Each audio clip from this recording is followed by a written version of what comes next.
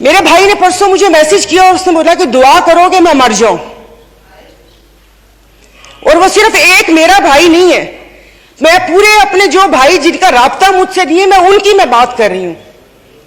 जनाब स्पीकर, कल मैं गई थी, वो जिस बंदे ने 4 टमाटर और 4 आलू लेकर 400 उसके पास नहीं तो उसने पर्स निकाला, मैं शर्म से गड़ के मर गई।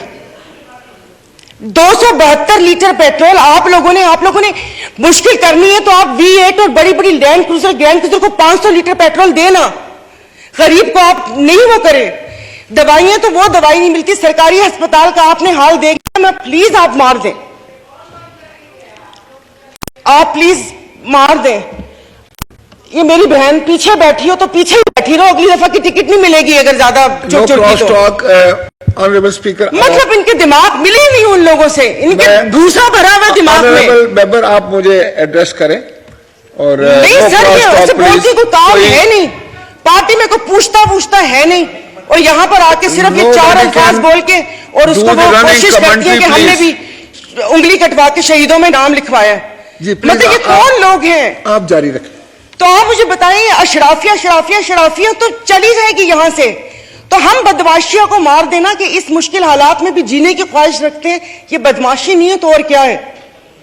इज्जतें नीलाम हो। अभी तो पहले किसी ने मुझे कहा कि आगे क्या होगा, बच्चे तो बिकते थे, इज्जतें भी नीलाम होती थी। आई एम सॉरी, भले आप एक्सपेंस कर दीजिएगा अल्फाज, पहले ढके छुपे होती थी, अब खुलेआम होंगी। और मैं इज्जत नहीं बोलूंगी, जिस्म फरोशी बोलूंगी, क्योंकि अगर इज्जतें बिक्री होती तो सब खरीद लेते, फिर बिल लाने की जरूरत ना पड़ती कि इज्जत दो हमें। सब यहां पर बैठे हुए इज्जतें खरीद लेते अगर इज्जत बिक्री होती। तो आप मुझे बताएं कि कोई लाए अमल दे दें कि अगले 5 साल तक ये मुश्किल हालात बर्दाश्त कर लो या 10 साल तक बर्दाश्त कर लो, तो फिर भी तसल्ली हो कि ठीक है, मैं नहीं रही तो ठीक है, मेरे बच्चे उसमें रहेंगे। सर, आपने तो बच्चों से जीने का हक छीन लिया इन लोगों ने। 20,000 वाला क्या करेगा? और इंसाफ की आप बात करते, मैं तो अदालतों वाली इंसाफ या उस चीज की अभी वहां तक तो मैं गई नहीं।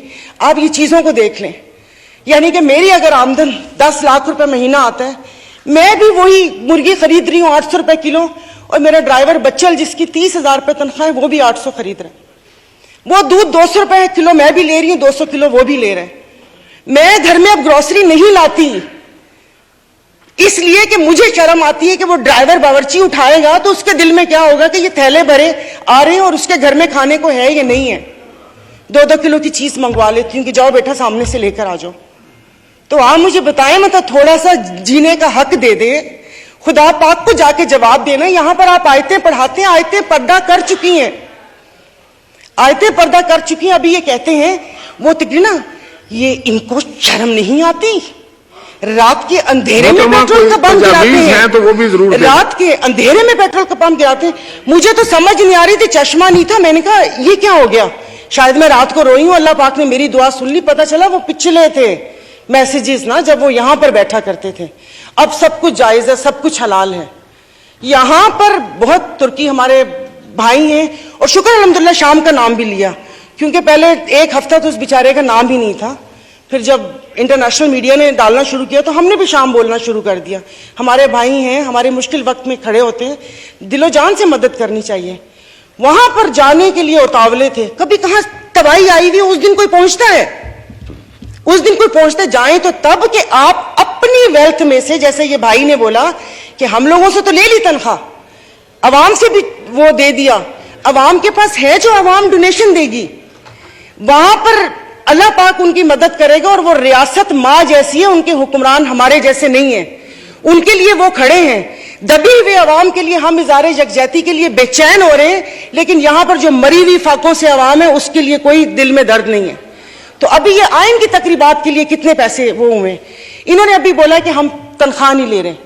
1,80,000 से क्या होता है, वो तो वैसे ही एक वक्त का खाना है, खाना पीना तो। लेकिन बाकी जो चीजें हैं वो, ये जो गाड़ियां, ये फ्यूल कार्ड, इनकी ताम झाम, इन सब पे कितना पैसा खर्च होता है। देखो, खुदा का खौफ कर ले, मेरे पास कोई अल्फाज नहीं है, ये सारा कुछ मैंने लिखा था लेकिन ये बेफजूल है। मैं किसको इशारिये सुनाऊंगी कि 13 पॉइंट ये हुआ, मोडीज की रेटिंग ये है, वो ट्रांसपेरेंसी ने ये बोला वो बोला। हम में से तो किसी को भी जरूरत नहीं है, सब अल्हम्दुलिल्लाह खाते पीते घरानों से हैं। सब अल्हम्दुलिल्लाह खाते पीते घरानों से, लेकिन किसी और का तो सोच लें। तो ये यहाँ पर प्लीज, मतलब अब तकरीबन साल होने वाला है, आप भी कहते रहे, लेकिन यहाँ पर आने की तौफीक नहीं हुई। मैं कुछ लोगों का, आप लोगों को दिलचस्पी होगी, आप यकीन नहीं करें, मुझे इस ऑडियो लीक से पीटीआई क्या कर रही है क्या नहीं कर रही है मुझे कोई दिलचस्पी नहीं है। सब जाएं भाड़ में, लोग, आवाम मर रही है, आप उसको देखिए।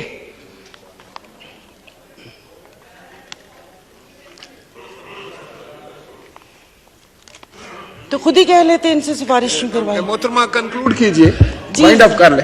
तो मैं वाइंड अप ही कर रही हूं। मेरे पास तो कोई, जाहिर है वो इतने ना इशारिये हैं, ना मैंने मुआशियात इतनी पढ़ी हुई है।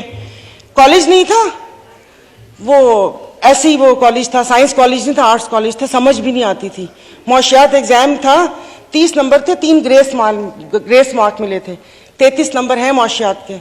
और एक ही याद है कि इंसान मौशी जानवर है, लेकिन घर का किचन चलाती हूं, घरेलू औरत हूं, तो मुझे पता है कि ये सब, आई एम सॉरी, ये सब बकवास है ये जो बता रहे हैं। इससे ये होगा, इससे वो होगा, इससे ये होगा, इससे वो होगा। जिस वक्त खाना बनाने या किचन में खड़े ना, उस वक्त आटे दाल का भाव पता चलता है। शुक्रिया, बहुत मेहरबानी।